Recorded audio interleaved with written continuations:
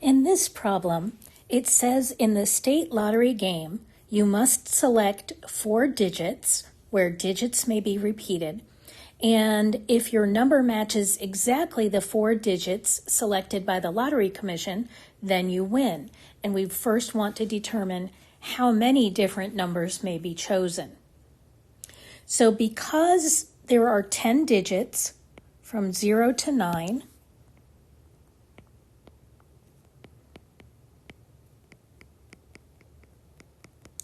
what we're going to do is look at how many possibilities are there for each of the individual 4 numbers that are being selected.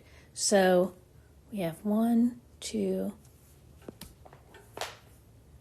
3, 4, and there's 10 possibilities each time here that we select a number.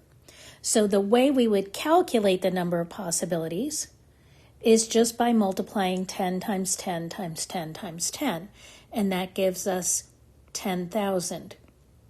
But how do you know that that's the procedure? You learn that in a statistics class, but what if you haven't taken that? How do you visualize why this would be the case? So what I'm going to do is I'm going to list just a couple of digits here, because you're going to see I'm going to run out of space really quickly. So maybe the first digit you choose is 0.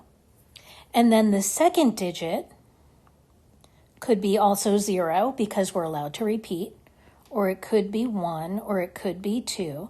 And again, I'm going to run out of space, but you get the idea all the way down. So then we choose a third digit, and maybe the second digit is 0, and so our third digit could be 0 or 1 or 2, and again, all the way down. And then finally a fourth digit.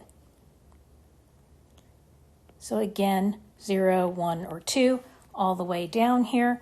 And so if I were to list all of those possibilities, there would be 10,000 of them, because there's 10 possibilities here. And then for each of these 10 possibilities, there are going to be 10 possibilities for the second digit. So that's 10 times the original 10. That would be 100 different possibilities there. And then we multiply by another 10 for the third digit and multiply by 10 for the fourth digit. And so that's what gives us the 10,000. So this is similar to, if you remember the riddle about somebody was going to St. Ives, and I met a man with 7 wives, and kids, cats, sacks, wives, how many were going to St. Ives? And so you would multiply the 7 times the 7 and so on to get that. And then it turned out there was only one person going to St. Ives, but it's kind of what we're doing here. So 10,000 is the answer for that.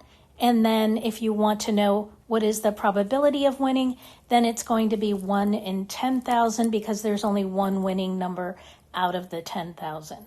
So that's how you do that problem. And have a good day.